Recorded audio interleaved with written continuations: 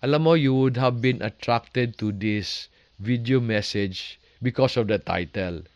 Ang title niya, How to Find the Perfect Opportunity. Can I just give you the simple answer immediately? Alam mo, there's no such thing. There are no perfect opportunities. And that is something I discovered over 59 years of being here on earth. Alam mo, if the opportunity is perfect, then it does not need you. Like for example, naghahanap ka ng magandang trabaho na madali. Na alam mo kung ang trabaho madali and hindi mo kailangan maghirap, bakit ka kailangan? To me, the perfect business is yung walang tao. 'Di ba? Because ang pinakamahirap i-manage sa isang negosyo, tao. However, lahat ng negosyo kailangan ng tao. Bakit? Because may mga problema na kailangan i-solve, may mga bagay na kailangan gawin, may mga proseso na dapat i-improve.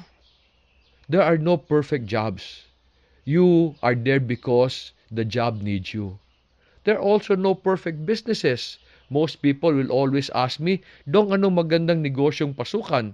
And most of the time, I get irritated. Bakit? Ang totoong tinatanong nila, ano yung negosyo na sigurado ang kita? And there's no such thing. Kasi dapat trabahuin mo para kumita. You know, I believe the reason why there's so much frustration in the business world because we study the lives of the great entrepreneurs when they are ultra successful already, when their situation and when their businesses are perfect already. Ako, I like studying the great entrepreneurs nung nagsimula sila. The reason is I want to understand the challenges that they had to overcome in order to get to where they are. You will find that if you study the lives of these great entrepreneurs, they encountered many failures, they had to do a lot of sacrifices kasi yung negosyo nila imperfect. And the reason why their business is nice today, because they have learned to complete what their opportunities lack. I have learned in life that God will not give us perfect opportunities. You know why? Because perfect opportunities will destroy us. You know, when I was still living in Manila, I like watching Rated K because they talk about real people. And there were two episodes that they talk about people na nanalo sa loto. Alam mo, yung isa nanalo ng 35 million pesos sa loto. Yet after 2 years, naubos lahat ng pera niya. Before he won sa loto, he had a small house, he has a simple job. Alam mo, after 2 years, nung naubos na yung pera niya, and he was appealing to everybody na nangutang sa kanya. Sabi niya, magbayad naman kayo. Now, magbabayad ba yung umutang sa kanya? I don't think so. So, you think about it, how can a man lose 35 million pesos in 2 years? And then there was another person who won 85 million pesos sa loto. After 1 year, 50 million na lang. And after 5 years, the episode showed him living in a big house. I think in around Pampanga.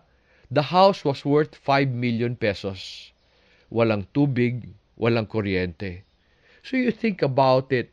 What happened to their perfect opportunity? Can you imagine having 85 million pesos? Di ba that's a perfect situation already? You can do so many things with that money. Pero bakit nawala? The answer is simple. They had a perfect opportunity, but they were imperfect. They were not ready for that opportunity. And I believe this is the reason why God gives us imperfect opportunities. Why? Because imperfect opportunities will make us the best person we can be. Pero paano to nangyayari? Alam mo, because the opportunity is imperfect, you will be forced to grow in skills. You will also forced to develop character. And ang tawag ko dito, abilities. And abilities ang nagpapalaki ng negosyo. Kasi ang kulang ng imperfect opportunity is a man with ability who can complete what it lacks.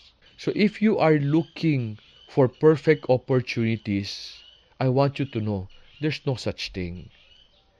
However, I'd like to encourage you. You can take whatever imperfect opportunity you may have today. An imperfect job, an imperfect business, even an imperfect marriage. If you grow your skills and your character, you will be able to complete what it lacks to make it perfect for you and for the people around you. In order for you to appreciate how to make an opportunity perfect, check out other videos that I made recently. Yung isang video is entitled, Ano ang magandang negosyong pasukan? And the other one is entitled, When Should I Quit?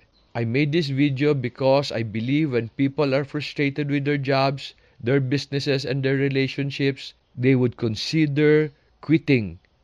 And sana yung next video na yon makatulong to help you understand how to make the most of what you have, to make imperfect opportunities perfect. If you like what you have heard, isa lang request ko sa mga nanonood ng video ko, share this with other people who may be struggling in the same way. Ang goal ko, makatulong sa kanila because naniniwala ako, tinuro ito sa akin ng Panginoon para ma-share natin sa ibang tao, para makatulong. If you'd like to subscribe to this channel, I would appreciate that. But more than anything, share the video to others pag nakatulong siya. May God bless you.